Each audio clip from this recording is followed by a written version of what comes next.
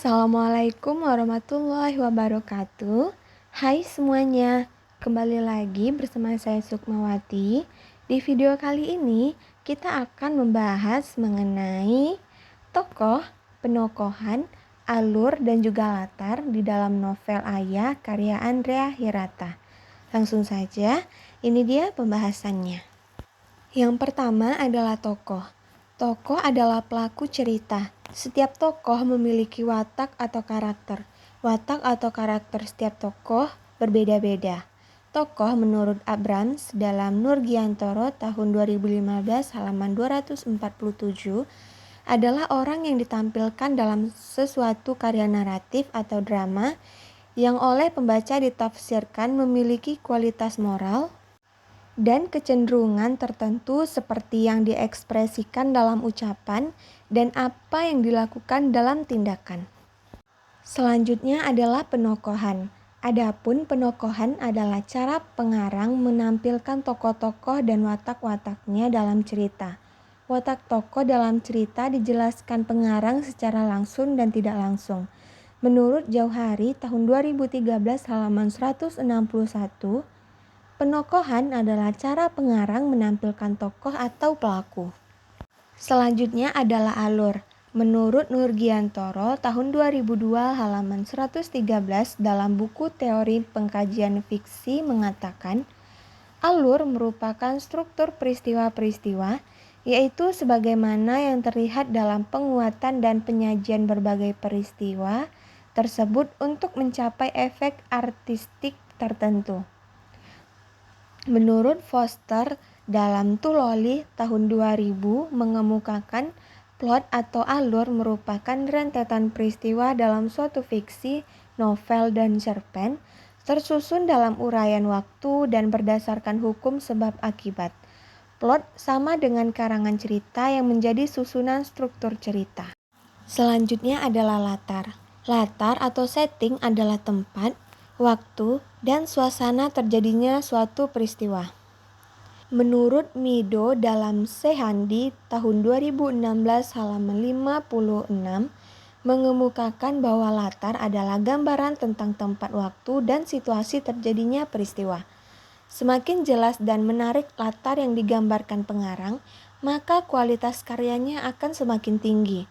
Sebaliknya, semakin kabur latar yang digambarkan, maka kualitas karya sastra akan semakin rendah. Menurut Tarigan tahun 1984 halaman 136 mengungkapkan bahwa latar atau setting adalah latar belakang fisik, unsur tempat, dan ruang dalam suatu cerita. Selanjutnya adalah novel. Istilah novel berasal dari kata yang diturunkan dari kata novelis yang berarti baru. Dikatakan baru karena bila dibandingkan dengan jenis-jenis sastra lainnya seperti puisi, drama, dan lain-lain, maka jenis novel ini muncul di kemudian. Menurut Tarigan tahun 2011 halaman 167. Selanjutnya, novel sebagai karya fiksi menawarkan sebuah dunia yang berisi model kehidupan yang diidealkan, dunia imajinatif yang dibangun melalui berbagai unsur intrinsik seperti alur, tokoh, dan latar. Menurut Nurgiantoro tahun 2013 halaman 5. Selanjutnya, kita akan menganalisis novel Ayah karya Andrea Hirata. Novel ini menceritakan tentang kasih sayang dan pengorbanan seorang ayah yang sungguh sangat luar biasa besarnya kepada anaknya.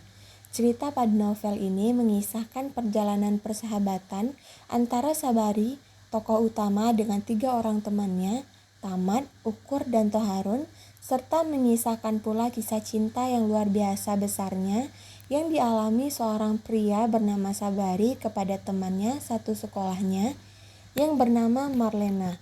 Namun, kisah cinta ini bertepuk sebelah tangan. Adapun tokoh yang ada di dalam novel ini, yang pertama tokoh utama yaitu Sabari, tokoh pendukung adalah Toharun, tokoh protagonis adalah Zoro, dan tokoh antagonis adalah Bogeleboy. Selanjutnya kita akan membahas mengenai penokohan. Yang pertama adalah tokoh Sabari.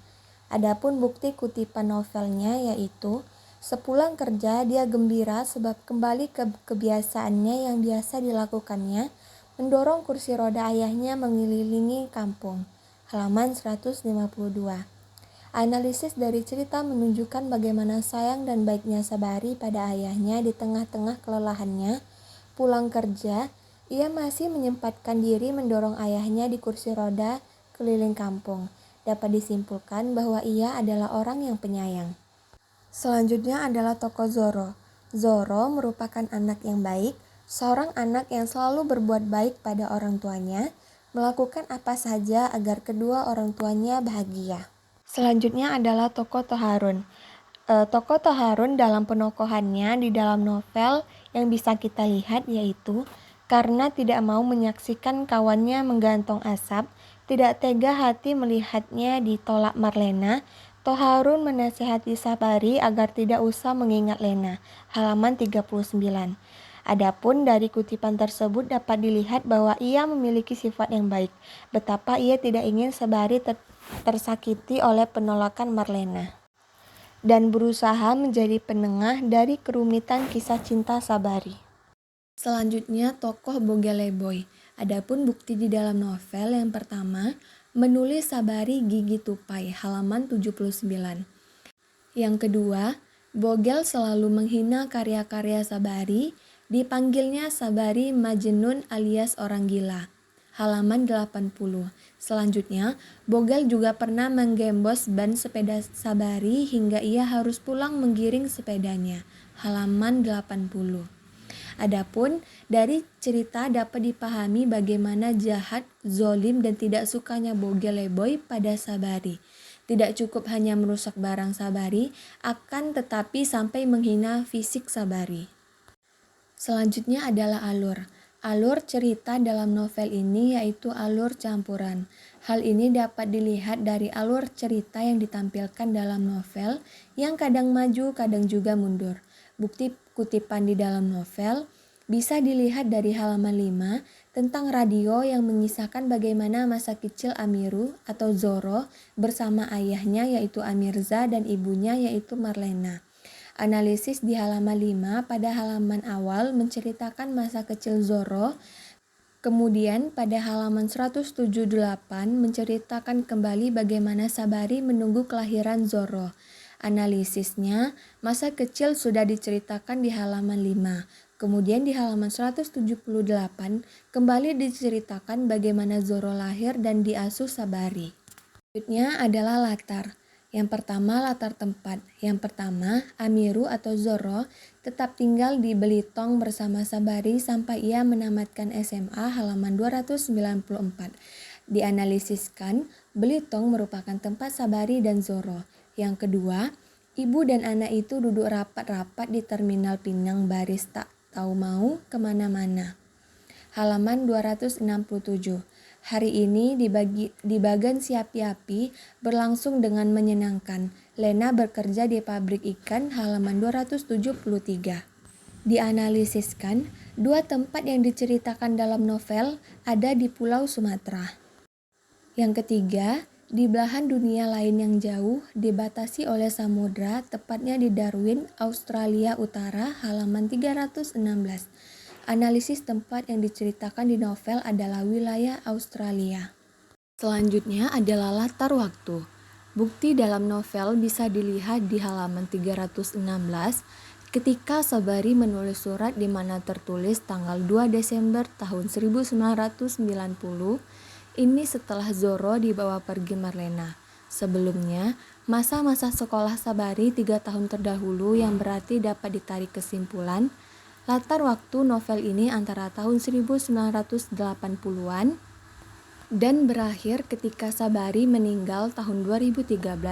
Ini dapat dilihat dalam novel halaman 394, pertengahan 2013 Sabari meninggal.